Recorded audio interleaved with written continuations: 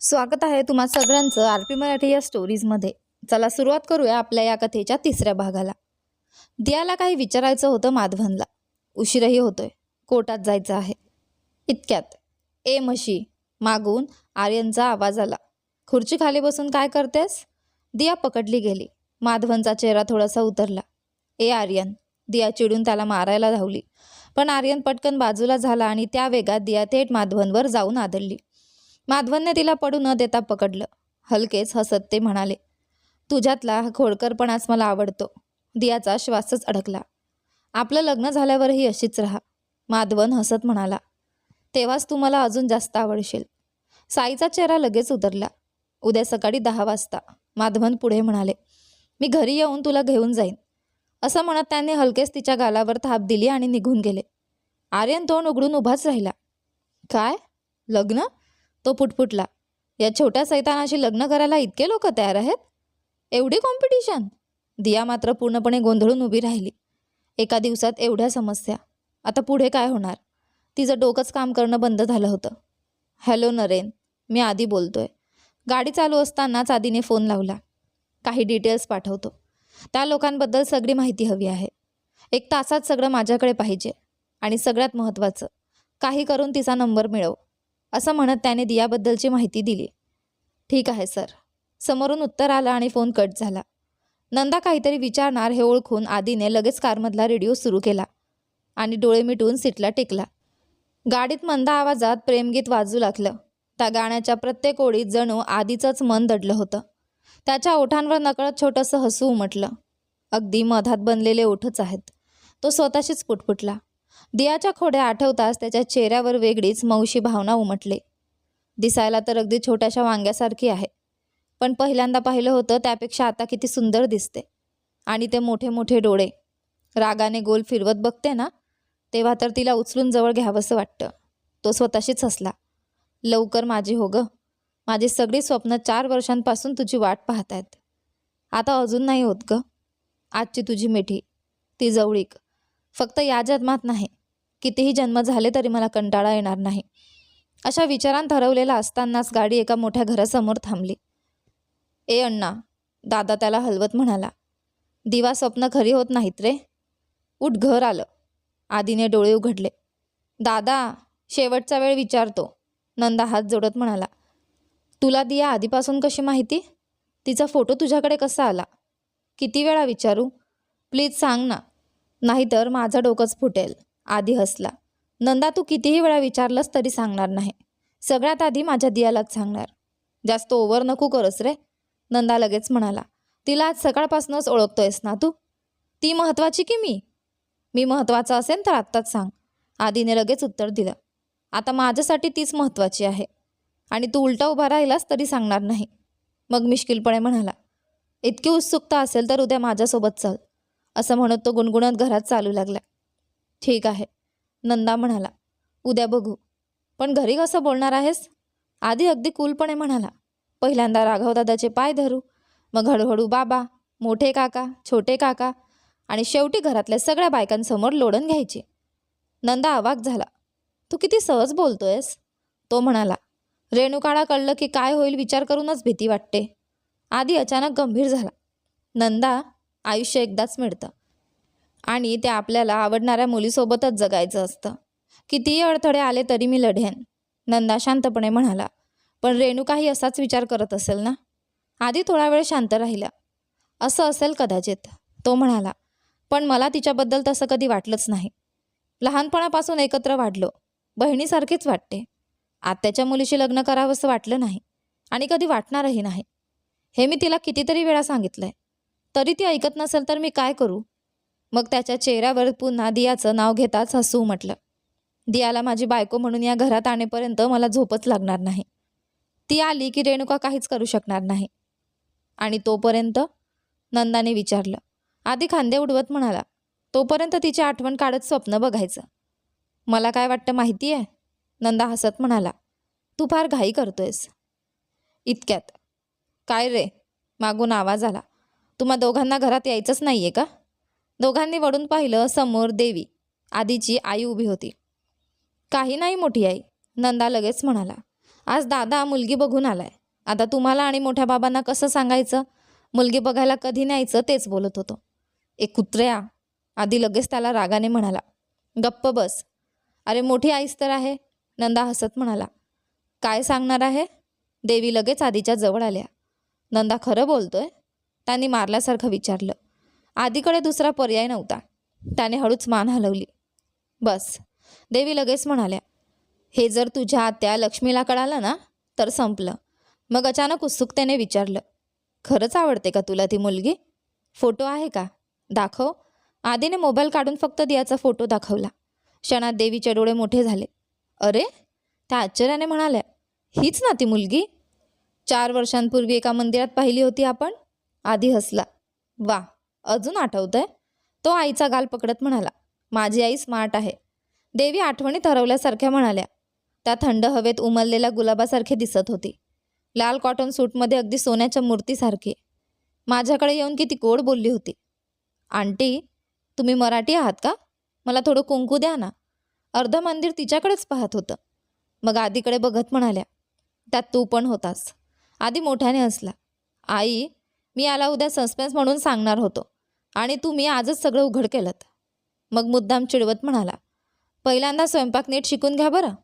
माझी बायको उद्या आली आणि म्हणाली तुमच्या आईला स्वयंपाकही येत नाही तर? ते ठीक आहे, देवी हसत म्हणाल्या. तिने विचारलं नाही तरी तू स्वतःहून सगळं शिकवशील असं वाटतंय. थोड्या वेळाने त्या प्रेमाने म्हणाल्या. चल आता किचनकडे ये. भूक लागली आहे म्हणतोस ना, गरम गरम खायला देते. मग अचानक गंभीर होत त्यांनी विचारलं. पण एक सांग, बाबांना कसं सांगणार आहेस? आधी लगेच म्हणाला. सगळ्यात आधी राघवदादाशी बोलणार आई. माझा धाकटा भाऊ आहे ना. असं म्हणत त्याने नंदाच्या खांद्यावर हात टाकला. हा मदत करेल. भाऊ सोबत असेल तर सैन्याची काय भीती? ए, नंदा लगेच रागाने म्हणाला. पहिल्यांदा हात काढ. सगळ्यांना माहिती आहे. फक्त मलाच तू काही सांगितलं नाही. देवी हसल्या. अरे तुला न सांगता तो कुठे जाणार आहे? हळूहळू सगळं सांगेल. असा रुसून बसू नकोस. अजिबात चांगलं दिसत नाही. मग त्यांनी प्रेमाने नंदाच्या गाल चिमटीत घेतला. काहीही असो, त्या म्हणाल्या. एकदा राघवशी बोलून मग बाबांना सांगा. आधी लगेच उत्सुकतेने विचारतो. आई, मुलगी ओके आहे ना? देवींनी मिश्किलपणे भुवया उंचावल्या. नाही म्हटलं तर सोडून देशील का? आधी लगेच त्यांना मिठी मारत म्हणाला. तुम्ही तसं कधीच म्हणणार नाही माझी गोड आई. देवी हलकंसं हसल्या. हो, नाही म्हणणार. कारण माझ्या मुलाचा आनंद माझ्यासाठी सगळ्यात महत्त्वाचा आहे. आणि खरं सांगायचं तर ती मुलगी तुझ्यासाठी अगदी योग्य आहे. माझ्याकडून होकार आहे. पण लगेच बोट दाखवत म्हणाल्या. पण घरात कुणालाही सांगू नकोस की मला आधीपासून माहिती आहे. कळलं ना? नाहीतर घरचे लगेच त्या मुलीला नाकारतील. जा आता फ्रेश होऊन या. मग जेवायला या. असं म्हणून त्या निघून गेल्या. चल रे, नंदा म्हणाला. दोघं आधीच्या खोलीकडे गेले. नंदा आत येताच आधीने त्याला बाहेर ढकललं. आता पुढेही सवय बंद. रूमच्या बाहेरपर्यंत ठीक आहे. आत आलास तर पाय तोडेन. ए वेड्या, नंदा वैतागला. आधी मात्र हसत बेडवर आडवा झाला. त्याच्या डोळ्यांसमोर फक्त दियाच होती. घरच्यांना कसं पटवायचं? दियाशी लग्न कसं करायचं? या घरभर आपलीच मुलं धावत असली पाहिजेत. कमीत कमी तिच्यासारखीच 5 आणि माझ्यासारखी 5 मुलं हवेत. अचानक त्याचंच मन त्याला सुनावं लागलं. अरे निर्लज्ज माणसा, अजून मुलीने होकारही दिला नाही आणि तू थेट मुलांपर्यंत पोहोचलास? आधी स्वतःशीच हसला. तेवढ्यात नरेनचा मेसेज आला. त्याने पटकन मोबाईल उघडला. दियाचा जन्मदिवस, शिक्षण, आवडी, शेवटचं तिच्या ब्युटी पार्लरला गेली होती त्याचा पत्ता, सगळा तपशील त्यात होता. आधीच्या चेहऱ्यावरचं समाधानाचं हसू उमटलं. पण त्याची नजर थेट एका गोष्टीवर जाऊन थांबली. दियाचा मोबाईल नंबर. त्याने लगेच तो सेव्ह केला. माझी ड्रीम गर्ल असं नाव ठेवत मोबाईल छातीवर ठेवला. आता बिझी असेल, रात्री फोन करू असं मनात म्हणत तो पुन्हा विचारात हरवला. आपल्या मुलांची नावं काय ठेवायची बरं? तो त्याच विचारात पडून होता. इतक्यात नंदाचा मेसेज आला. लवकर खाली ये, राघव दादा लंचला आलेत. आधीने वैतागून मोबाईलकडे पाहिलं. जरा शांत बसलो की याला त्रास होतोच. कपडे बदलत तो गुणगुणत खाली यायला लागला. प्रेमगीत पुन्हा त्याच्या ओठांवर होतं. त्याच्या चेहऱ्यावरचं प्रेमळ हसू लपवणं अशक्य होतं. इतक्यात काय? एक आवाज आला. रेणुका समोर उभी होती. आज तर गाणं जोरात सुरू आहे. आधी लगेच चेहरा सरळ करत म्हणाला. काही नाही. असंच तो खाली जायला निघाला. असं कसं? रेणुका हसत त्याचा हात पकडत म्हणाली. सांगून तर जा. क्षणात आधीचा चेहरा बदलला. त्याने जोरात तिचा हात झटकला.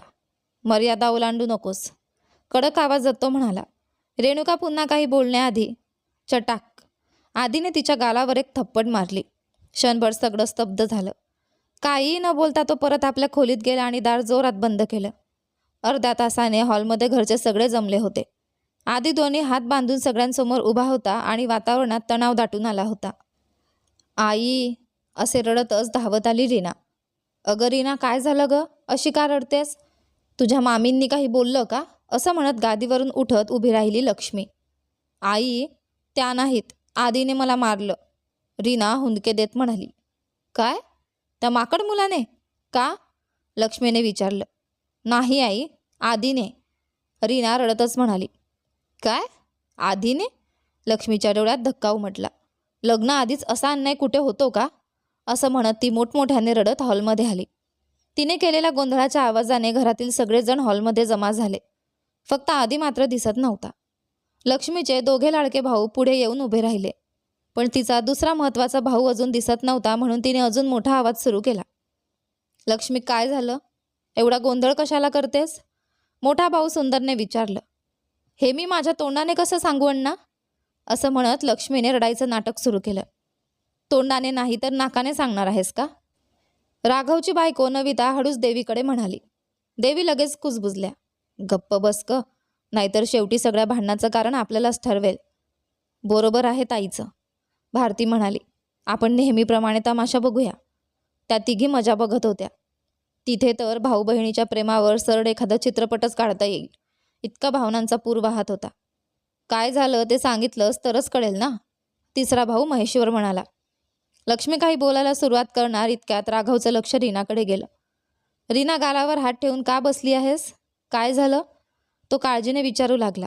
इतक्यात रीना पुन्हा रडायला लागली. अगं, काय नाटक लावलंस? का रडतेस?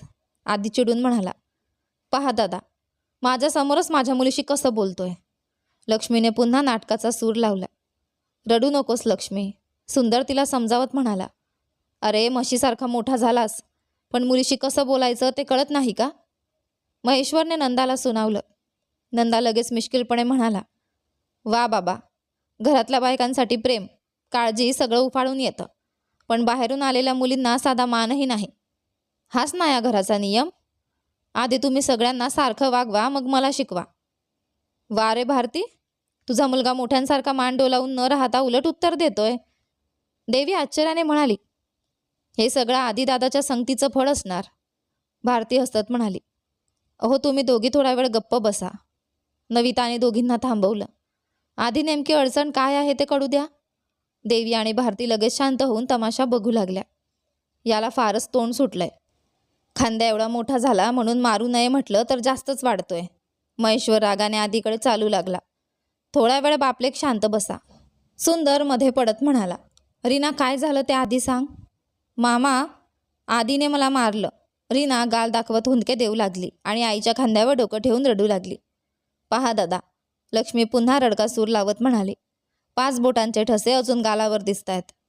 अजून माझ्या मुलीचं लग्नही या घरात झालेलं नाही आणि आधीच इतका त्रास. कोण गा आत्या? एवढा मोठा पराक्रम कोणी केला? नविताने विचारलं. देवीच्या मनात लगेच घंटा वाजली. हे काम आधीचंच असणार. भारती मात्र शांतपणे म्हणाली. थोड्या वेळात कळेलच. तू केलंस का रे? राघवने आधीकडे बघत विचारलं. नाही दादा, आधी हसत म्हणाला. तुम्हालाच तर लगेच राग येतो. तुम्हीच केलंत का? तेवढ्यात बाहेरून कडक आवाज आला. इथे काय चाललंय? दरवाजात उभे होते शेखर काका. क्षणात सगळे शांत झाले. जणू काही भूतच समोर उभं होतं. मी प्रश्न विचारला आहे, उत्तर द्या. शेखर काकांचा कडक आवाज पुन्हा घुमला. शेखर मामा, रीना रडत म्हणाली. आधीने मला मारलं. इथे बघा. दादा दादा म्हणतेस? कोणता दादा? जो इथे नाही ना तोच, लक्ष्मी लगेच म्हणाली. काय? आधी? शेखर काकांनी भुवया उंचावत विचारलं. हो तोच, लक्ष्मी रागाने म्हणाली. गेलं. आज माझ्या मुलालाच हे लोक दुपारच्या जेवणासारखं खातील बहुतेक. देवी काळजीने पुटपुटली. असं काही आधीच्या बाबतीत होणार नाही, नविता आत्मविश्वासाने म्हणाली. हो ताई, भारतीही म्हणाली. तो कारणाशिवाय काहीच करत नाही. तुम्ही काळजी करू नका. तिघे आपापसात बोलत असतानाच संपूर्ण घर दणानेल अशा आवाजात शेखरजी ओरडले. अगं बाई, या भाऊ बहिणीच्या प्रेमासाठी माझ्या मुलालाच बळी द्यायचा विचार दिसतोय. देवीच्या मनात धडधड सुरू झाली. त्या हाकेवर आधी मात्र काही प्रतिक्रिया न देता शांतपणे जिऱ्यावरून खाली उतरून आला. हे सगळं करून इतक्या शांतपणे चालत येतोय, याचं धाडसच भारी आहे, नंदा मनात म्हणाला. काय बाबा, एवढं का ओरडताय? आधी अगदी शांतपणे विचारत म्हणाला. अरे काकांशी नीट बोल. राघवने लगेच त्याला सुनावलं. हं दादा, तुम्ही म्हणताय तर ठीक, असं म्हणत आधी शांत उभा राहिला. आधी रीनाला का मारलंस? महेश्वरने कठोर आवाजात विचारलं. आधी निर्विकारपणे म्हणाला. ती एखाद्या सुसंस्कृत मुलीसारखी वागते का? कायम माझ्याजवळ येऊन घासाघीस करत असते. आज तिने माझा हात धरला. मला ते आवडलं नाही म्हणून मारलं. अरे, खूप बोलतोयस तू. लक्ष्मी लगेच मध्ये पडली. लग्न होणारच आहे ना तुमचं? थोडा हक्क गाजवत वागली असेल, यात काय चूक आहे? कोणाचं कोणाशी लग्न? आधी उपहासाने हसला. आई मुलगी मिळून मला हिच्याशी लग्न लावायचा विचार करताय का? असा काही विचार असेल तर आत्ताच तुमच्या घरी निघून जा. तुम्ही कितीही हट्ट केला तरी मी हिच्याशी लग्न करणार नाही. तो बोलून संपवण्याआधीच चटाक त्याचा गाल लाल झाला. शेखरजींनी जोरदार थप्पड मारली होती. देवीचं मन मुलाला वाचवण्यासाठी तडफडलं, पण तिचे पाय हल्लेच नाहीत. ताई, तुम्ही आधीची बाजू घेतली तर लक्ष्मी दादा लोकांना अजून चढवतील आणि आधी आणखी मार खाईल. थोडं शांत राहा. भारतीने देवीचा हात धरून तिला थांबवलं. काका, त्याला का मारताय? राघव पुढे येत म्हणाला. त्याने त्याच्या मनातलं सांगितलं ना. त्याला रीना आवडत नसेल तर नंदासोबत लग्न लावू. आपलं नातं घरातच राहील. अय्यो, माझा मुलगा, भारती मोठ्याने ओरडली. देवीने तिच्याकडे असा कटाक्ष टाकला जणू म्हणत होती, तुझ्या मुलाला रक्त आणि माझ्या मुलाला टोमॅटो चटणी समजलंय का? नंदा बिचाऱ्यासारखा चेहरा करत म्हणाला. अरे देवा दादा, तुमच्या दोघांचा भाऊ म्हणून जन्मलो, ही शिक्षा मला का? माझ्याच गळ्यात तिला घालायचा विचार चाललाय? इतक्या तणावातही आधीला हसू आवरलं नाही. माझ्याकडे बघून तुम्हाला काय वाटतं? रीना अश्रू ढाळत म्हणाली. मला फक्त आधीच हवा आहे. त्याच्याशीच लग्न करेल, नाहीतर मी जिवंत राहणार नाही. आपण वाचलो. बिचारा आधी अडकला. नंदा मनात म्हणाला. या आई मुलीपासून एखादा किडाही सुटणार नाही. इतका देखणा मुलगा सोडतील का? बरं झालं राघवदादा आणि रीनामध्ये 15 वर्षांचं अंतर आहे, नाहीतर त्यांनाही बाहुलीसारखं नाचवलं असतं. तो मनातच पुटपुटला. आणि हा माणूस तर दियाच्या घरी इतक्या आत्मविश्वासाने बोलून आलाय. कोणत्या भरोशावर देव जाणे. काय दादा? लक्ष्मी रडत म्हणाली. माझ्या मुलीने तिचा निर्णय स्पष्ट सांगितला. आता तुम्ही काय म्हणता? लवकर उत्तर द्या. शेखरजींचं कठोर मर त्यांच्या लाडक्या बहिणीसाठी मऊ पडायला लागलं होतं. तोच आधी पुन्हा बोलला. बाबा, आजपर्यंत मी तुमच्या विरोधात काही केलं नाही. खरं तर तुम्ही मला तसं करूही दिलं नाही. पण हा माझ्या आयुष्याचा प्रश्न आहे. माझ्याशी बोलून निर्णय घ्या. मला तुमच्या बहिणीची मुलगी आवडत नाही. बस. मोठे बाबा, नंदा ही लगेच म्हणाला. तो बरोबर बोलतोय. त्याला आवडत नसेल तर सोडून द्या. जबरदस्तीने लग्न केलं तर दोघांचं आयुष्य खराब होईल. काय रे? शेखरजी संतापले. सगळेच आपापलं बोलताय. मग या घरात माझा मान आहे की नाही? काका, राघव शांतपणे म्हणाला. व्यवसायाचा विषय असता तर आपण सगळ्यांनी मिळून निर्णय घेतला असता, पण हा त्यांच्या आयुष्याचा प्रश्न आहे. तो बोलून संपवण्याआधीच शेखरजींनी हाताने थांबवण्याचा इशारा केला. राघव, ते कठोरपणे म्हणाले. माझी बहीण काही मागेल आणि आम्ही नाही म्हणू, अशी आमची सवय नाही. म्हणून तिच्या इच्छेनुसार पुढच्या शुभमुहूर्तावर आदी आणि रीनाचा साखरपुडा होईल, असं म्हणत त्याने सुंदर आणि महेश्वरकडे पाहिलं. दोघांनीही मान डोलावली. रीना आनंदाने आदीकडे बघून हसू लागली, पण आदी तिच्याकडे जणू नजरेनेच जाळत होता. दादा, मला खूप आनंद झाला. लक्ष्मी आनंदाने उड्या मारत म्हणाली. अगं रीना, पटकन बाबांना फोन कर आणि लगेच यायला सांग. आत्या, 1 मिनिट. आधीचा आवाज पुन्हा घुमला. बाबांनी त्यांचा निर्णय सांगितला. आता मी माझा निर्णय सांगतो. क्षणात सगळे शांत झाले. मी गेली 4 वर्ष एका मुलीवर प्रेम करतोय. तिच्याशीच लग्न करेन. तुमच्यापैकी कुणाचंही मान्य असो वा नसो, या जन्मात तीच माझी बायको असेल. हे बोलून आधी सरळ वरच्या मजल्यावर निघून गेला. सगळे स्तब्ध उभे राहिले. फक्त राघव मात्र संशयाने नंदाकडे रोखून पाहत उभा होता. काय रे? आधी असं बोलून निघून गेला? कोण आहे ती मुलगी? राघवने लगेच नंदाकडे पाहत विचारलं. क्षणात सगळ्यांच्या नजरा नंदावर खिळल्या. अहो, प्रेम करतो म्हणणारा तर निघून गेला आणि सगळे माझ्याकडे असं बघताय जणू प्रेम मीच करतोय. नंदा बिचारा चेहऱ्याने म्हणाला. मलाही तुमच्यासारखंच आत्ताच कळलंय दादा. काही जाणून घ्यायचं असेल तर सांगा, मी जाऊन त्यालाच विचारून येतो. तो अगदी चांगल्या मुलासारखा म्हणाला, पण त्याच्या उत्तरावर कुणाचाही विश्वास बसला नाही. तुला न सांगता तो काहीच करत नाही. पुन्हा सगळे त्याच्याकडे संशयाने पाहू लागले. माझ्याकडे बघून काही होणार नाही, त्याच्याकडे जाऊन विचारा, असं म्हणत नंदा पटकन वरच्या मजल्यावर पळून गेला. इकडे लक्ष्मीचा राग मात्र रीनावर निघत होता. जा, कुठेही जाऊन मर. तुझ्या मामाच्या मुलानेच तुला नाकारलं. आता कोण तुझ्याशी लग्न करणार? एखाद्या ट्रक खाली, बस खाली जाऊन मर. तुझ्यामुळे मला फक्त अपमानच मिळाला, असं म्हणत ती रीनाला मारू लागली. लक्ष्मी, मुलीला का मारतेस? सुंदर आणि महेश्वरने तिला लगेच थांबवलं. काय करू दादा? लक्ष्मी रडत म्हणाली. ती किती प्रेमाने आधी आधी करत त्याच्या मागे फिरायची, आणि शेवटी असं झालं. माझ्या स्वतःच्या भावाच्या मुलानेच माझ्या मुलीला नाकारलं. आता मी काय करू? आता का रडतेस? शेखरजी ठाम आवाजात म्हणाले. तुझी मुलगी या घराची दुसरी सून होईल, त्यात काही बदल नाही. मी त्याच्याशी बोलतो. तू आता दोघींना घेऊन जेवायला जा. काय? देवीला अक्षरशः धक्का बसला. नविता आणि भारती लगेच तिच्या जवळ येत म्हणाल्या, असं काही होणार नाही, शांत राहा. दादा खरंच बोलताय ना? लक्ष्मीने आशेने विचारलं. मी बोललो म्हणजे बोललोच, शेखरजी म्हणाले. लक्ष्मी, तू काळजी करू नकोस, महेश्वरही म्हणाला. सगळं ते बघून घेतील. आता मुलीला घेऊन जा आणि काहीतरी खायला घाल. लक्ष्मी आणि रीनाला तिथून पाठवलं गेलं. सुंदर मात्र गंभीर चेहऱ्याने शेखरजींकडे पाहत राहिले. मला काहीतरी बरोबर वाटत नाहीये. तुला सांगायची गरज नाही, पण काहीही करायचं असेल तर नीट विचार करून कर. बहिणीसाठी आपल्या मुलाचं आयुष्य खराब करू नकोस. हे बोलून तो तिथून निघून गेला. शेखरजी काही क्षण विचारात पडले. मग त्यांनी राघवकडे पाहिलं. राघव, तू जाऊन त्या मुलीबद्दल माहिती काढ, मग पुढे बोलू. ठीक आहे, असं म्हणत राघव वर गेला. त्याने आधीच्या खोलीचं दार उघडलं. आधी खाली पडलेला होता आणि नंदा त्याच्यावर बसून त्याला मारत होता. राघव धावत आत आला. अरे काय करताय तुम्ही दोघं? म्हणत त्याने दोघांना वेगळं केलं. दादा, तुम्ही बाजूला व्हा, नंदा चिडून म्हणाला. याच्यामुळे खाली सगळे मला प्रश्नांवर प्रश्न विचारत होते. तेही सोडा, यांनी रीनाला नाही म्हटलं तर सगळे मिळून तिचं लग्न माझ्याशी लावतील. म्हणून सांगतोय, शहाण्यासारखा रीनाशी लग्न कर. तो नाटक करत म्हणाला. आधी तुझ्यासाठी काहीही करीन रे, पण ती रीना माकडींशी तूच लग्न कर. ती मला अजिबात सूट होणार नाही. मेकअप करत करत आपली संपत्ती संपवेल. अरे आधी त्याच्यावरून उतर, राघव हसू आवरत म्हणाला. त्याचा श्वास बंद होईल. दोघांना बाजूला केल्यावरही आधी शांत बसला होता. नंदा पुन्हा चिडवत म्हणाला. काय रे, एवढं बोलतोय पण तोंड उघडत नाहीस. मोठ्या बाबांनी मारलेल्या चापटीने तोंड बंड झालं का? तरीही आधी गप्पच राहिला. नंदा, तू बाहेर जा, राघव म्हणाला. मला याच्याशी बोलायचं आहे. मी जाणार नाही, नंदा हट्टाने म्हणाला. मलाही काही सत्य जाणून घ्यायचं आहे. ते कळल्याशिवाय मी हलणार नाही. ही पण एक डोकेदुखीच आहे, राघव मनात म्हणाला. तो आधीच्या जवळ बसला आणि त्याच्या खांद्यावर हात ठेवत म्हणाला. बघ आधी, काही प्रॉब्लेम असला तरी मी तुझ्यासोबत आहे. नीट सांग, कोण आहे ती मुलगी? काही क्षण शांत राहिल्यानंतर आधी बोलायला लागला. ते असं आहे दादा. तो बोलणार इतक्यात. दादा मी सांगतो, नंदा मध्येच म्हणाला. आज सकाळी लग्नमंडपात जिच्याला उचलून आणायला सांगितलं होतं, तीच मुलगी.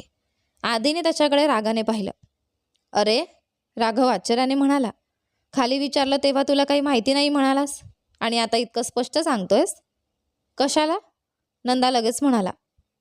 त्या खुनशी टोळीत मला अडकवायला. मला तुमचं प्रेम आणि तुमचा भात दोन्ही नको.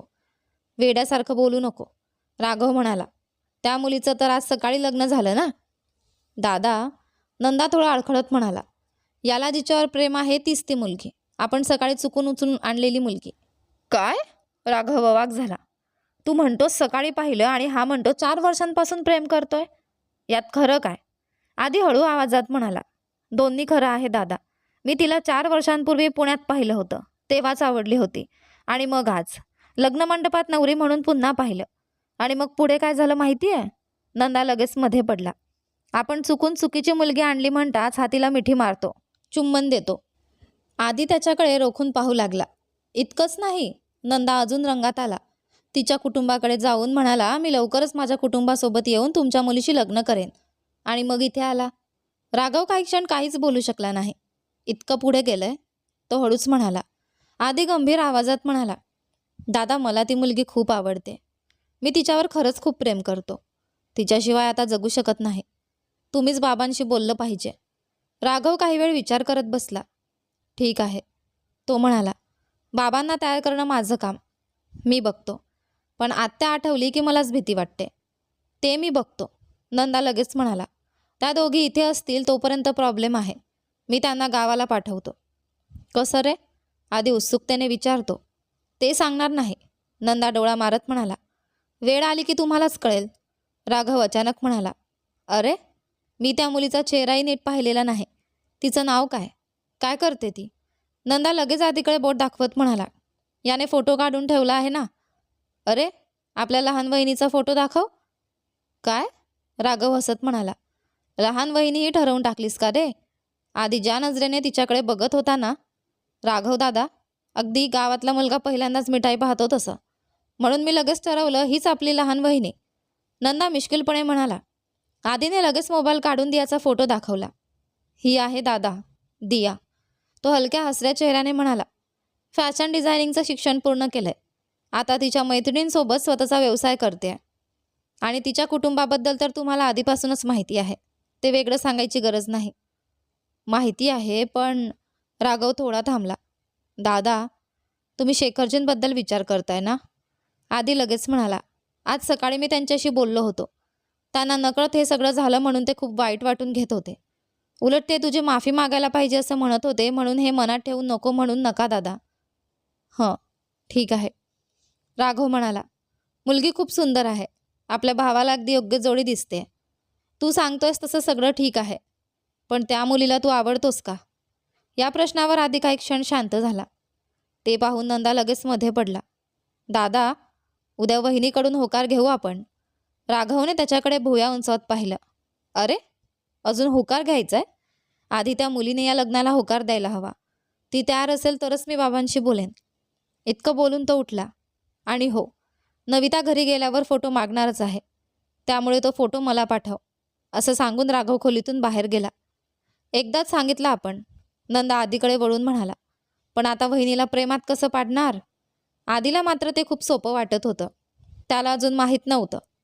दुसऱ्याच दिवशी दिया त्याच्या आयुष्यात वीज कोसळवणार होते.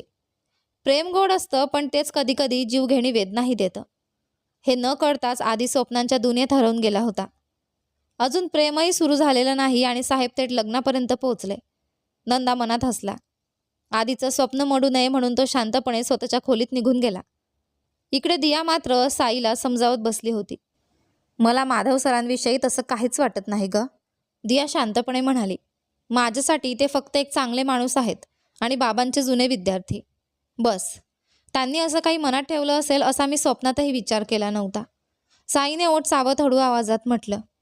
मीही तुला काही दोष देत नाही ग. मीच उगाच मनात आशा वाढवल्या. अगं असं का बोलतेस? दिया तिचा हात धरत म्हणाली. मी तुला माधव सरांसोबत जमवून देईन. आधी त्या आधी प्रकरणाचा निकाल लावते, मग तुझं बघू. साई थोडं हसले. दिया, एक सांगू? तूच आईबाबांच्या इच्छेप्रमाणे माधव सरांशी लग्न कर. त्यांनाही तू आवडतेस. मला त्यांच्याबद्दल फक्त थोडं आकर्षण होतं. पण खरं सांगायचं तर त्यांच्या कुटुंबात कोणी नाही हे आमच्या घरी कळालं तर कोणी तयार होणार नाही. मग माहिती असून मी कशाला उगाच स्वप्न बघू? अगं, आंबट द्राक्ष म्हणतेस का? दिया हसत म्हणाली. माझ्यासाठी तू तुझं प्रेम सोडायचं नाही. नाही ग, खरंच सांगतेय. ते तुलाच जास्त शोभतील. साई पुन्हा म्हणाली. वा, आधी म्हणालीस तो उंच बगड्यासारखा मुलगा मला योग्य आहे. आता माधव सर योग्य आहेत म्हणतेस. मी किती जणांशी लग्न करू? दिया हसत म्हणाली. मग ती थोडी गंभीर होत म्हणाली. पहिल्यांदा उद्या माधव सरांना घेऊन जाते आणि त्या आधीला नीट सुनावते. मग मी स्वतः माधव सरांची तुझ्याबद्दल बोलते. तेवढ्याच सत्याने दोघींना आवाज दिला. दोघी उठून बाहेर गेल्या. दीपिकाला तिच्या सासरे सोडायला शरण आणि अभिनया गेले. बाकीच्या डोळ्यात पाणी आणत तिला निरोप देऊन घरी निघाले. घरी गेल्यावर सगळे आपापल्या कामात गुंतले. लग्नाची कामं डोक्यावर असल्यामुळे दियालाही कुणी काही विचारलं नाही. पण दिया मात्र विचारात हरवली होती. आधीचा कायमचा पिच्छा कसा सोडवायचा आणि साईचं माधव सरांसोबत कसं जुळवून द्यायचं, असेच विचार करत करत तिला कधी झोप लागली ते कळलंच नाही. मध्यरात्री अचानक कोणीतरी बाल्कनीतून उडी मारून तिच्या खोलीत शिरलं. पलंगावर झोपलेल्या दियाजवळ तो हळूहळू आला. तो इतका जवळ आला की तिच्या श्वासांची चावलही जाणवू लागली आणि अचानक त्याने तिच्या ओठांवर हलकं चुंबन दिलं. दिया दचकून जागी झाली. समोर पाहते तर आधी उभा होता. दियाला क्षणभर काहीच समजेनासं झालं. तिने घाबरून त्याला जोरात दूर ढकललं. मध्यरात्री जणू कोणीतरी दबक्या पावलांनी खोलीत आलं आणि दियाच्या ओठांवर हलकसं चुंबन दिलं.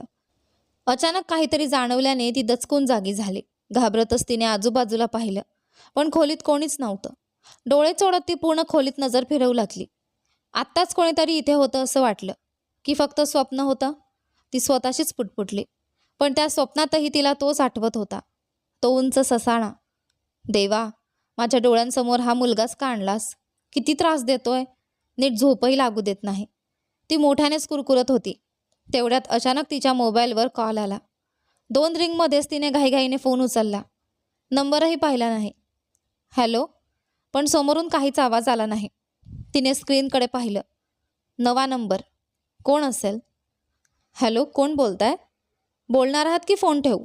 दिया चिडून म्हणाली. काही सेकंदांनी समोरून शांत आवाज आला. हां, तुझा नवरा.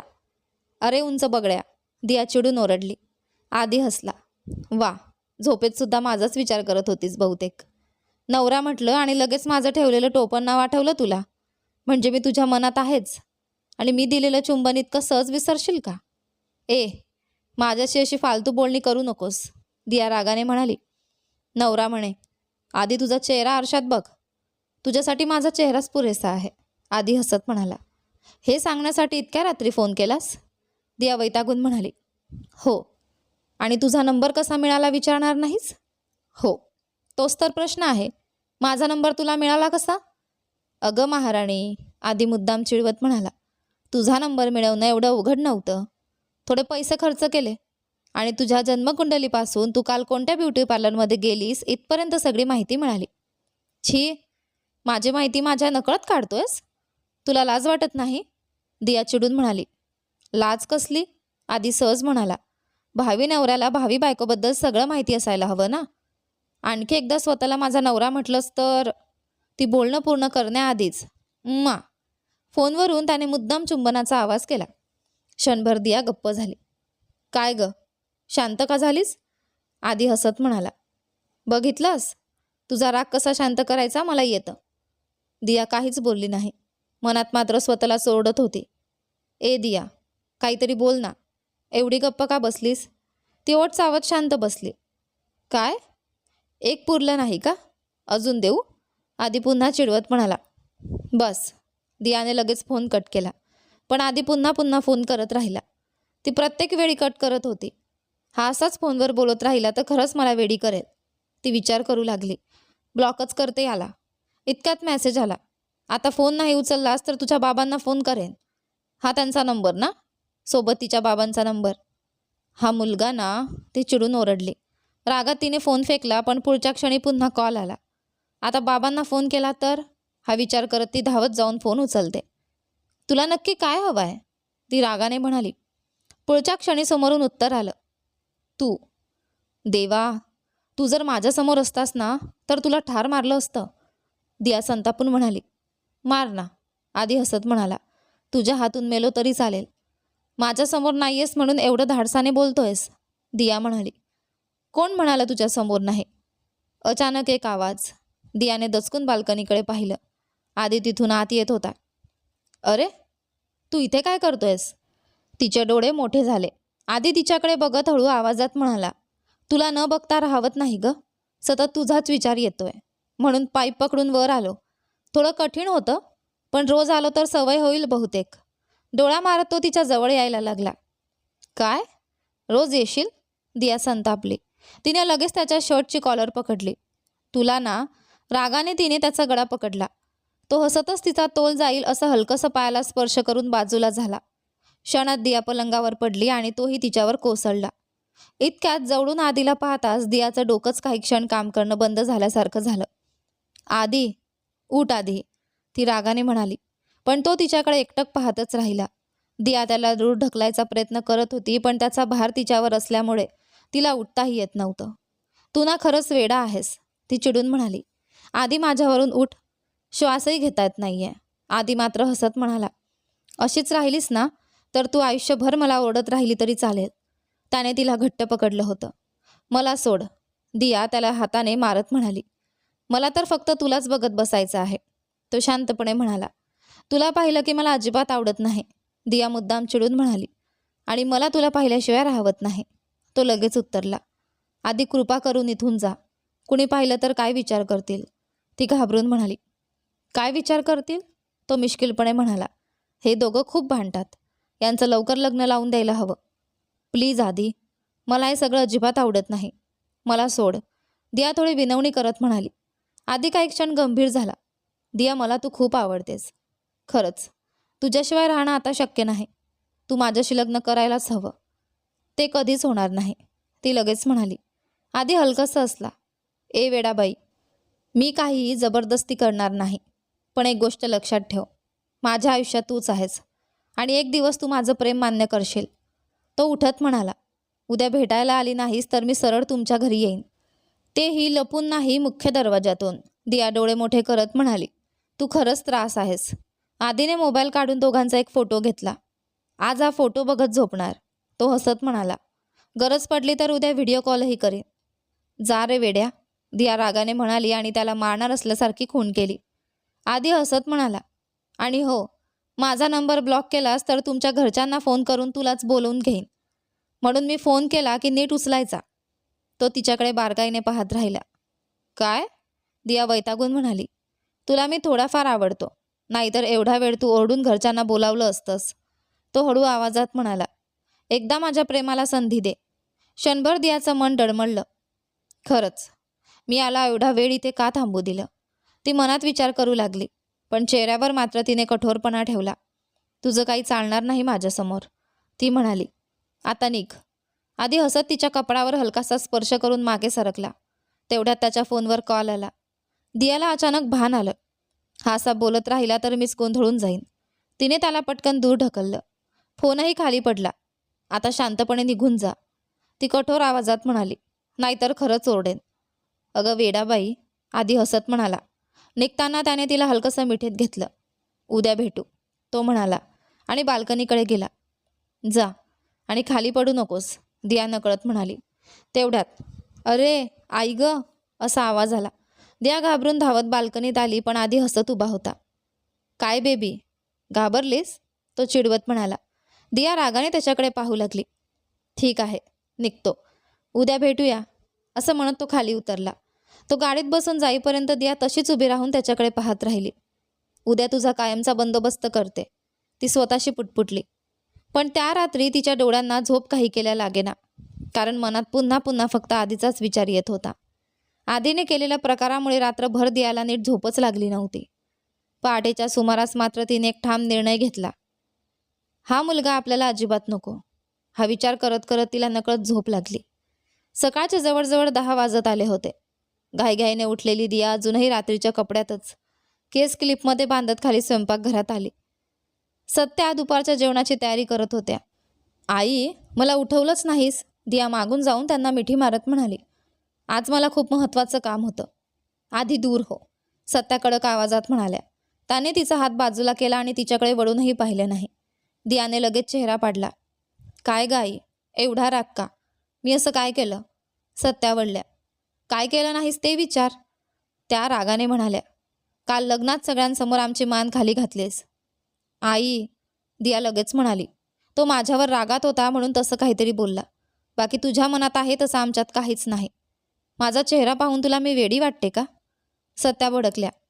काही नाही म्हणतेस आणि तो सगळ्यांसमोर इतक्या हक्काने बोलतो, तुला हात लावतो, तुमचे एकत्र फोटो दाखवतो आणि तू म्हणतेस काही नाही, त्या पुढे म्हणाल्या. तो तुझा मित्र असला तरी हे काय खेळ आहे, एका मुलीच्या आयुष्याशी असं खेळतात का. मला तर तो मुलगा अजिबात आवडला नाही, त्यांच्या आवाजात आता राग स्पष्ट होता. दीपिकाचं लग्न व्यवस्थित पार पडावं म्हणून मी आणि तुझे बाबा काल शांत बसलो, नाहीतर तू त्याच्याजवळ उभी होतीस ना, तिथेच तुझे पाय मोडून घरी बसवलं असतं. दिया काही क्षण आईकडे बघत राहिली, मग अचानक टाळी वाजवत म्हणाली. वा आई, एवढं सिरियस बोलतेस, भारी, खूप प्रगती झाली आहे तुझी, सत्या तिच्याकडे रागाने पाहू लागल्या. ठीक आहे ठीक आहे, दिया हसत म्हणाली. तू रागावत रागावत कॉफी पण बनव, मला खूप भूक लागली आहे. तुझं बोलणं ऐकत कॉफी प्यायली तर मोबाईलवर रील्स बघायची गरजच नाही. अगं कुत्री, सत्या चिडल्या. मी तुला ओरडते आणि तू हसतेस, मी तुझ्या जेवणात मीठ घालूनच वाढवलं ना, त्या पुन्हा गंभीर होत म्हणाल्या. एक मुलगा सगळ्यांसमोर येऊन तुला मागणी घालतो, म्हणजे तुमच्यात किती ओळख असेल? काय चाललंय? दिया बेचैन झाली. आईची शपथ, त्या उंच बगड्याला तर मी कालच पाहिलं. तिने आईकडे बिचाऱ्या चेहऱ्याने पाहिलं. सत्या भाऊक होत म्हणाल्या, तू घरातली धाकटी मुलगी आहेस. तुझं लग्न कसं धूमधडाक्यात करायचं? किती स्वप्न पाहिली होती मी आणि तुझ्या बाबांनी, माहीत आहे? त्यांच्या डोळ्यात पाणी आलं. सगळ्यावर पाणी फिरवलंस तू. सकाळपासून तुझे बाबा किती अस्वस्थ आहेत माहीत आहे? आता ते माधव सरांचा चेहराही कसा पाहतील? आईचे डोळे भरलेले पाहून दियाला राहवलं नाही. ती लगेच धावत जाऊन त्यांचे अश्रू पुसू लागली. आई, एवढं मनाला लावून घेऊ नकोस. ती शांतपणे म्हणाली, मी कुणावर प्रेम करत नाही. तुझी शपथ. तुझ्यावर विश्वास कसा ठेवू? सत्या हळू आवाजात म्हणाल्या. मग मी काय करू म्हणजे विश्वास बसेल? क्षणभर शांत राहून सत्या म्हणाल्या, आम्ही सांगतो तसं माधव सरांशी लग्न कर, मग विश्वास ठेवेन. दियाने डोळे मिटले, मोठा श्वास घेतला, मग असल्यासारखं करत म्हणाली, बस एवढंच ना? माधव सरांशी लग्न करायचं?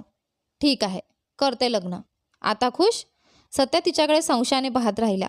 तेवढ्यात दिया डायनिंग टेबलवर उडी मारून बसली. मिस्टर डॅडी, ती मोठ्याने ओरडली.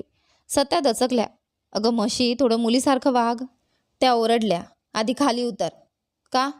मुलगा असता तर चाललं असतं? दिया लगेच उलट प्रश्न विचारत म्हणाली, कोणालाही टेबलवर चढायचं नसतं. सत्या म्हणाल्या, आणि तुझे बाबा घरी नाही आहेत. लग्नाच्या हॉलचं पेमेंट करायला गेले आहेत. ओह, म्हणजे बाबांना पटवायचं मिशन नंतर. दिया पुटपुटली. मग ती पुन्हा मोठ्याने म्हणाली, चला आता मला खाली उतरायचं असेल तर आधी कॉफी द्या. टेबलवर ताल धरत ती बसली. सत्या अजूनही पूर्ण खात्रीने बघत नव्हत्या. तू खरंच बोलतेस ना? त्यांनी पुन्हा विचारलं. दियाने त्यांच्या गालांना हात लावला. खरंच आई, तुम्ही आणि बाबा मिळून मला एखाद्या गाढवासोबत लग्न कर म्हणालात तरी करेन. मला माहिती आहे तुम्ही माझं वाईट कधीच करणार नाही. सत्या शेवटी थोड्या शांत झाल्या. ठीक आहे, त्या हसत म्हणाल्या. तुझे बाबा आले की बोलू. आनंदात त्या कॉफी करायला गेल्या. आई स्पेशल कॉफी. दिया खुशीत ओरडली. तिने डायनिंग टेबलवरचा रिमोट उचलला आणि गाणं लावलं. घरभर गाण्याची धून पसरली. ती मात्र टेबलवर बसून स्वतःशीच खट्याळपणे हसत होती. आधी, उद्या तुझा खेळ संपवते. गाणं ऐकत बसलेली दिया मात्र मनात वेगळाच विचार करत होती. खरंच, मला लग्न कशाला करायचं? मी अशीच आईबाबांसोबत आनंदात राहिले तर? ओठांवर हे शब्द यायची धडपड करत होते, पण त्याचा काही उपयोग होणार नाही हे तिला माहीत होतं. काही ना काही बोलून माझं मन बदलतीलच आणि मला या घरातून पाठवतीलही. मग निदान त्यांना आवडणाऱ्या व्यक्तीसोबत जाऊ दे, असा विचार करत ती कॉफीचा कप ओठांजवळ नेत होती. इतक्यात टिंग ट्रॉंग, दाराची बेल वाजली. या घरात एक कॉफी पण शांतपणे पिता येत नाही. ती कुरकुरली आणि पुन्हा कॉफी प्यायला लागली. बोलणं बघ तिचं, जणू दार तीच उघडणार होती. सत्या पुटपुटत दार उघडायला गेल्या, पण दार उघडताच त्या जागच्या जागी थबकल्या. समोर उभा होता आदी. घरी आलेल्यांना आत बोलावतात ना काकू? त्याचा आवाज आला. गाण्याच्या आवाजात दियाला काही स्पष्ट ऐकू आलं नाही. ये रे बाळा, सत्या जबरदस्तीने हसत म्हणाल्या, पण दियाकडे कटाक्ष टाकायला विसरल्या नाहीत. कोण आलंय आई? दिया कॉफी पितच विचारत होती. मी आलोय दिया. आधीचा आवाज ऐकताच तिच्या चेहऱ्यावर धक्का उमटला. हा इथे? आधी आत येत डोळा मारत म्हणाला, तुला किती फोन केले, उचलतच नव्हतीस. म्हणून वाटलं स्वतःच घेऊन जाऊ तुला. मग तो सत्याकडे वळला. काकू, थोडं पाणी मिळेल का? बस बाळा, आणते. सत्या म्हणाल्या आणि दियाला रागाने बघत आत गेल्या. त्यांच्या मागे जाता जाता आधी दियाच्या अगदी जवळ आला. हळू आवाजात म्हणाला, अगं, काल रात्रीचेच कपडे अजून? वाटतं रात्रभर झोपली नाहीस. डोळेही लाल झालेत. त्याने मुद्दा मोठांवर बोट फिरवत भुवया उंचावल्या. दियाचा संताप उफाळला. तुझं काही चांगलं होणार नाही. ती कुजबुजली. मी कसं बसं आईला समजावलं आणि तू इथे येऊन सगळं बिघडवायला आलायस. उत्तरादाखल आधीने तिचा हात ओढून अचानक तिच्या ओठांवर हलकंसं चुंबन घेतलं. छी, दूर हो, ती त्याला ढकलत म्हणाली. आधी मात्र शांतपणे हसला. लग्नानंतर मला कॉफीची गरज नाही पडणार, हे पुरेसं आहे, असं म्हणत त्याने तिच्या ओठांकडे बोट दाखवलं आणि पुढच्या क्षणी तिने अर्धवट ठेवलेला कॉफीचा कप उचलून प्यायला सुरुवात केली. अरे बावळटा, ती मी प्यायलेली कॉफी आहे, दिया चिडून म्हणाली. तुझ्या उरलेल्या गोष्टींची चव वेगळीच असते, तो मुद्दाम म्हणाला आणि पूर्ण कॉफी संपवली. दिया त्याला सुनावणार इतक्यात सत्या परत आल्या. ती लगेच गप्प बसली. याला सोफ्यावर बसायला सांगितलं तर हा इथे काय करत होता? सत्या मनात म्हणाल्या, हे घ्या बाळा पाणी. आधी सहज म्हणाला, नको काकू, आत्ताच दियाची कॉफी प्यायलो, तुमची कॉफी भारी असते. दियाच्या मनात धडकी भरली. झालं काम. आज तर माझी संपत्ती जप्त. तेवढ्यात पुन्हा बेल वाजली. सत्या दियाकडे रागाने पाहत दार उघडायला गेली. दियाने क्षणात टेबलवरून उडी मारली. ए, आधी तू निघ, ती घाबरून म्हणाली. अर्ध्या तासात मी येते, प्लीज. ती त्याचा हात पकडून ढकलू लागली. ओके ओके, शांत हो बेबी, तो हसत म्हणाला. इतक्यात या माधवन, सत्या आनंदाने म्हणाल्या. दियाच्या चेहऱ्याचा रंगच उडाला. माधवन आत येताच त्याच्या नजरेस पडले दिया आणि आदी, हातात हात. सत्या जणू नजरेनेच तिला जाळून टाकणार होत्या. माधव आणि आदी दोघेही एकमेकांकडे पाहू लागले. हा कोण? दिया, हे कोण? माधवने सहज पण हक्काने विचारलं. त्या हक्काच्या सुरानेच आधीच्या चेहऱ्यावर चिडचिड उमटली. दियाने लगेच आधीचा हात सोडला. माझा कॉलेज फ्रेंड आहे सर, ती पटकन म्हणाली. या बसा. मग आधीकडे वळून दातोट खात म्हणाली. तू आता जा, मी येते. जवळजवळ त्याला ढकलतच दाराकडे नेत होती. आधी जाताना म्हणाला, 1 तास, त्यापेक्षा उशीर झाला तर मी स्वतः तुला घ्यायला येईन. मग सत्याकडे पाहत, निघतो काकू. तो गेला. दियाने दार बंद केलं. खूप महत्त्वाचा माणूस, ती मनात पुटपुटली. मग माधवजवळ बसत म्हणाली. Sorry sir. काही हरकत नाही. माधव हलकंसं हसला. सत्या म्हणाल्या. माधव थांब, तुला कॉफी आणते. नको मॅडम, तो म्हणाला. सर घरी नाहीत? लग्नाच्या कामासाठी बाहेर गेलेत, थोड्या वेळात येतील. ठीक आहे. तो दियाकडे पाहू लागला. रात्रीचा ड्रेस, विस्कटलेले केस, चेहराही धुतलेला नाही, पण तरीही ती सुंदरच दिसत होती. तू अजून तयार नाहीस? त्यांनी विचारलं. सत्या लगेच म्हणाल्या. तयार कसली? आत्ताच उठली आहे, अजून दातही घासले नसतील. आधी कॉफी हवी हिला. आई, दिया ओरडली. 15 मिनिटात येते, असं म्हणत ती वर धावत निघून गेली. तिला जाताना पाहून माधव नकळत हसला. लग्नानंतर बहुतेक हिलाच उठून कॉफी बनवावी लागणार, तो विचार करत बसला. तेवढ्यात सत्या थोड्या गंभीर झाल्या. माधव, मला तुझ्याशी काही बोलायचं आहे. बोला मॅडम. तुम्हाला कसला संकोच? त्या थोडा वेळ थांबल्या. मी आणि सर, दियाचं लग्न तुझ्याशी व्हावं असं वाटतं. माधवच्या चेहऱ्यावर हलकंसं समाधान उमटलं. पण पुढच्या क्षणी तो ताबडतोब गंभीर झाला. मॅडम, दियाला मी आवडत नाही का? त्याच्या मनात कालपासूनची शंका पुन्हा डोकावली. काल लग्नाच्या विषयावर बोलताना दिया तिच्या बाबांच्या मागे लपली होती, ते त्याच्या लक्षात होतंच. तसं नाही रे माधव, सत्या म्हणाल्या. आत्ताच विचारलं, आम्ही सांगू तसं करेन म्हणाली. मग पण काय? सत्या खोल श्वास घेत म्हणाल्या. आत्ताच जो मुलगा आला होता ना, आणि त्यांनी कालपासून घडलेलं सगळं सांगितलं. माधव विचारात पडला. सत्या पुढे म्हणाल्या. दियाला विचारलं तर म्हणते तो फक्त मस्करी करतोय, काहीच नाही. पण आम्हाला काय खरं काय खोटं कळेनासं झालंय. त्या हतबलपणे म्हणाल्या. तूच तिच्याशी बोल, काहीतरी निर्णय घे. माधवने त्यांच्या हातावर हात ठेवला. तुम्ही काळजी करू नका मॅडम, आता मी बघतो. सत्या हसल्या. लहानपणापासून तुझ्यासारखा जबाबदार मुलगा पाहिला नाही.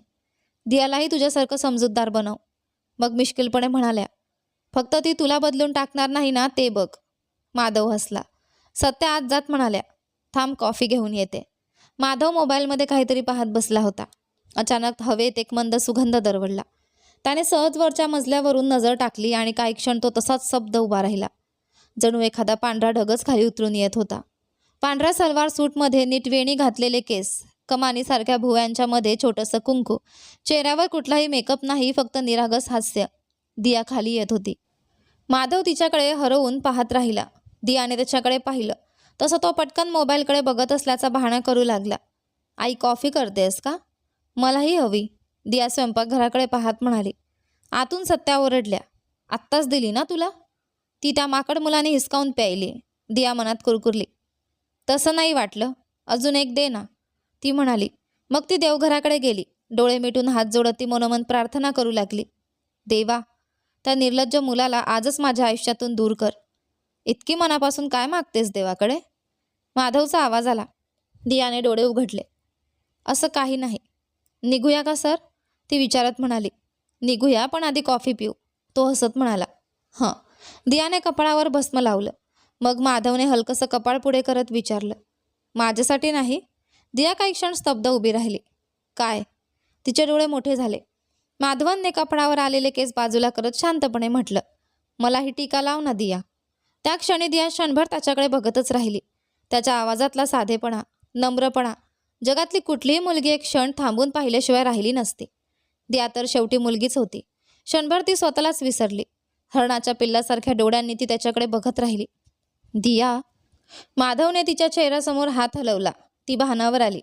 छे दिया, कोणालाही पाहून अशी हरवतेस? तिचं मन तिलाच सुनावत होतं, पण तरीही तिची नजर पुन्हा त्याच्याकडे गेली. माधवन थोडा घाबरत म्हणाला, तुला आवडत नसेल तर राहू दे. मॅडम येण्याआधी म्हणून म्हटलं, नाहीतर काहीतरी गैरसमज करतील. अरे बापरे, किती गोड आहे हा, दिया मनात म्हणाली. भुया उंचावत ती म्हणाली, एवढी भीती वाटते तर मागितलंच कशाला? माधव लगेच शांत झाला. ठीक आहे, नको असेल तर राहू दे. तो वळणार इतक्यात दियाने त्याचा हात पकडला. मी नाही म्हणाले का? तिने भस्म घेतला आणि त्याच्या कपड्यावर हलकासा लावला. इतकंच नाही, हलकाशी फुंकरही मारली. माधवला तर क्षणभर असं वाटलं जणू तो हवेत तरंगतोय. दोघं पुन्हा येऊन बसले. तेवढ्यात सत्या 2 कप कॉफी घेऊन आल्या.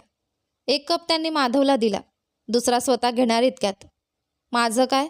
दिया लगेच म्हणाली. आत्ताच प्यायलीस, सत्या म्हणाल्या. जा नाश्ता कर. आई, मी आता हॉटेलमध्ये कोणाला भेटायला जाणार आहे, तिथे खाईन. आज एक दिवस तरी तुझ्या इडलीपासून सुटका दे. माझी इडली नको, पण कॉफी हवी, सत्या भुया उंचावत म्हणाल्या. मिळणार नाही. माधव शांतपणे कॉफी पीत बसला. यात माझा काही संबंध नाही अशा चेहऱ्याने दियाने त्याच्याकडे कटाक्ष टाकला आणि पुढच्या क्षणी त्याच्या हातातून कप हिसकावून घेतला आणि सरळ कॉफी प्यायला सुरुवात केली.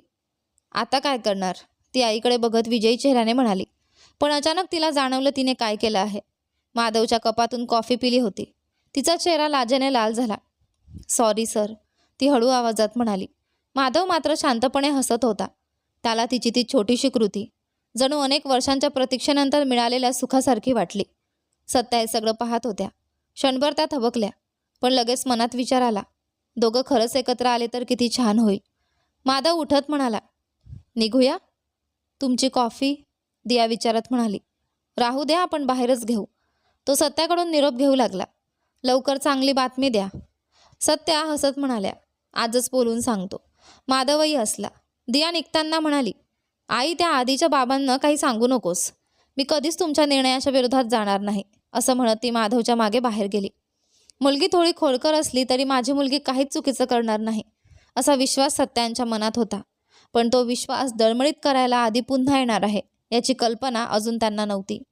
बाहेर आल्यावर दिया कार शोधू लागली, पण तिथे उभी होती एक नवीन रॉयल एनफिल्ड. काय सर, दिया मिश्किलपणे म्हणाली.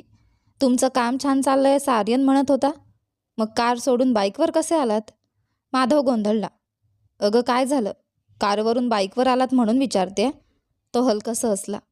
तू पहिल्यांदाच माझ्यासोबत बाहेर चालली आहेस ना, म्हणून खास तुझ्यासाठी ही नवीन बाईक घेतली. दिया शांत झाली. माधवन पुढे म्हणाला, या बाईकवर माझ्या मागे बसणारी पहिली व्यक्ती तू आहेस. तो तिच्याकडे पाहत थांबला. आणि फक्त बाईकमध्येच नाही, माझ्या आयुष्यातली पहिली आणि शेवटची मुलगीही तूच असशील. दिया काही क्षण शांत राहिली. काय विचार करतेस, माधवनने हळू आवाजात विचारलं. दिया मंद स्वरात म्हणाली, मी त्या प्रेमासाठी खरंच योग्य आहे का, हाच विचार करते. माधवन तिच्याकडे खोल नजरेने पाहत म्हणाला, तुझ्यापेक्षा योग्य दुसरं कोण असू शकतं? दिया हलकसं हसली. असं बघू नका सर, ती थोडी गंभीर झाली. माझी एक मैत्रीण आहे, ती तुम्हाला माझ्यापेक्षा जास्त पसंत करते. माधवचा चेहरा बदलला. दिया पुढे म्हणाली, मला असं वाटतंय जणू मी तिचं प्रेम तिच्याकडून हिसकावून घेते. हे ऐकताच माधव तिच्याकडे गंभीर नजरेने पाहू लागला. ती तिच्या जवळ येत म्हणाली, इकडे बघ दिया, मी तुला लहानपणापासून पाहत आलोय. मला तू खूप आवडतेस, पण नेमक्या कोणत्या क्षणी ती आवड प्रेमात बदलली हे मलाही कळलं नाही. आयुष्यभराचा प्रवास दोघांनी प्रेमाने, विश्वासाने केला तरच तो सुंदर होतो. मी तुझ्यावर प्रेम करतोय, पण तुझ्या मैत्रिणीचं प्रेम तू कसं काय हिरावून घेऊ शकतेस असं तुला वाटतंय? नीट विचार कर दिया, मी तुला कधीही कोणत्याही प्रकारे त्रास देणार नाही. तू मला सोडून गेलीस तरी मी तुझी जागा दुसऱ्या कोणाला देऊन तिचं आयुष्य खराब करणार नाही. आयुष्यभर असाच राहील. तुझ्या त्या मैत्रिणीला घेऊन ये, मी तिलाही सगळं नीट समजावून सांगेन. असं म्हणत तो थोडा थांबला. पण तुला मी आवडत असेन तरच माझ्या बाईकवर बस, नाही आवडलो तर मी तुला कधीही जबरदस्ती करणार नाही, असं म्हणून माधवन बाईकजवळ जाऊन उभा राहिला. दिया विचारात पडली. एकीकडे तिच्या प्रेमाची वाट पाहणारा संयमी आणि समजूतदार माधवन, तर दुसरीकडे तिची परवानगी न घेता तिच्या आयुष्यात घुसणारा आदी. नेमकं कोण बरोबर, कोण चुकीचं? तिच्या मनात विचारांचं वादळ उठलं. तेवढ्यात तिचे बाबा दिवाकरजी बाहेर आले. अरे माधवा, इकडे कसा? त्यांनी हसत विचारलं. या सर. म्हणजे? तो थोडा अडखडला. काल सांगितलं होतं ना दियाला बाहेर जायचं होतं, तिलाच घेऊन जायला आलो. अरे हो हो, लग्नाच्या गडबडीत विसरलोच. दिवाकरजी हसले. बरं जा दोघं फिरून या. दिया अचानक त्यांना थांबवत म्हणाली, बाबा मला तुमच्याशी काही बोलायचं आहे. दिवाकरजी तिच्याकडे पाहू लागले. तुम्ही ज्या मुलाशी माझं लग्न करायला सांगाल त्याच्याशी मी लग्न करेन. तुम्ही माधव सरांचं नाव घेतलं तरी मला चालेल. ती सरळ माधवनकडे पाहत म्हणाली. त्या शब्दांनी माधवन अक्षरशः स्तब्ध झाला. जणू कोणीतरी त्याच्या मनात थंडगार वारा सोडला होता. खरंच? दिवाकरजींनी आनंदाने विचारलं. दियाने हलकंसं हसत मान हलवली. क्षणाचाही विलंब न करता दिवाकरजींनी तिला मिठी मारली. माधवा, त्यांनी हाक मारली. पण दिया काय बोलली हे ऐकून माधवन अजूनही भान हरपून उभा होता. अरे माधवा, तुलाच बोलतोय, दिवाकरजी पुन्हा म्हणाले. हो बोला सर. तो धावत आला. पुन्हा सर म्हणालास ना तर दात हातात देईन, दिवाकरजी हसत म्हणाले. आता मी तुझा होणारा सासरा आहे. बाबा म्हण. सॉरी. बा बा बा माधव लाजत म्हणाला. असं म्हणायचं. दिवाकरजी आनंदाने त्याच्या खांद्यावर हात ठेवत म्हणाले. अरे हो, माफ करा जावाई बापू. त्यांनी हसत त्याला मिठी मारली. जावाई हा शब्द कानावर पडताच माधवच्या मनात जणू दियासोबत 7 जन्मांचं आयुष्य जगून आल्यासारखी भावना निर्माण झाली. पुढच्या शुभमुहूर्तावर बोलणी पक्की करू, दिवाकरजी म्हणाले. मला माहीत होतं तू नेहमी योग्य निर्णयच घेशील, म्हणून कधी तुला जास्त प्रश्न विचारले नाहीत. बरं दोघं जा आता. रात्री आपल्या घरी जेवायला यायचं आहे. नक्की ये हं माधवा. शरण आला की सगळं बोलून ठरवू, असं म्हणून ते घरात गेले. माधवन अजूनही अविश्वासाने दियाकडे पाहत होता. खरंच बोललीस ना? फक्त बाबांचं मन दुखाव नाही म्हणून नाही ना? नाही, खरंच बोलले, दिया शांतपणे म्हणाली. तुम्ही खूप चांगले आहात. तुमच्या आयुष्याच्या प्रवासात सहभागी होऊन तुम्हालाही माझ्यासारखं थोडं वेडं करणार आहे. तिचं बोलणं ऐकून माधवन हसला. तुझ्यासाठी काहीही करेन. तुझ्यासारखं व्हायचंय ना? मग बदलतो मी, तो प्रेमाने म्हणाला. पण तिचा हात कसा धरायचा याचाच तो विचार करत थोडा गोंधळला. ते पाहून दिया हसत म्हणाली. अहो, एवढं काय अवघड आहे? तिने हात पुढे केला. माधव हात धरायला जाताच तिने पटकन हात मागे घेतला. तो निराश नजरेने तिच्याकडे पाहू लागला. माझा हात एकदा धरलात ना तर आयुष्यभराचे कैदी व्हाल, ती खटाळपणे म्हणाली. तयार आहे, तो हसून म्हणाला. मग घ्या. यावेळी तिने खरंच हात पुढे केला. माधवनने तिचा हात अलगद पकडला. तुझ्या हृदयाच्या कैदेत आयुष्यभर राहायला मी खूप आधीपासून तयार आहे दिया. त्याने तिचा हात घट्ट धरला. माधवनने बाईक सुरू केली. दिया मागे बसली. तिचा हात स्वतःच्या खांद्यावर ठेवत तो विचारला. निघूया? दियाने हसत मान हलवली. इकडे. काय रे, अजून वहिनी दिसत नाहीत? नंदा बेचैन होऊन विचारत होता. येईल रे, आधी आत्मविश्वासाने म्हणाला. नाही आली तर पुन्हा तिच्या घरी जाईन. येईन म्हणूनच आलोय. आज काहीही करून तिला माझं प्रेम समजावून सांगणार, हे म्हणत त्याने छातीवर हात ठेवला.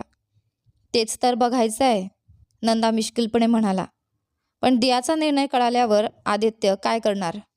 तो प्रेमासाठी लढेल की शांतपणे मागे हटेल, हे तर आता येणाऱ्या पुढच्या भागात कळेल. पण तोपर्यंत तुम्हाला याबद्दल काय वाटतं मला कमेंट करून नक्की सांगा. व्हिडिओ आवडला असेल तर व्हिडिओला लाईक करा, शेअर करा, चॅनलवर नवीन असाल तर सबस्क्राईब करा आणि हो, नोटिफिकेशन बेल नक्की दाबा जेणेकरून येणाऱ्या पुढील व्हिडिओची अपडेट तुम्हाला सर्वात आधी मिळेल. धन्यवाद.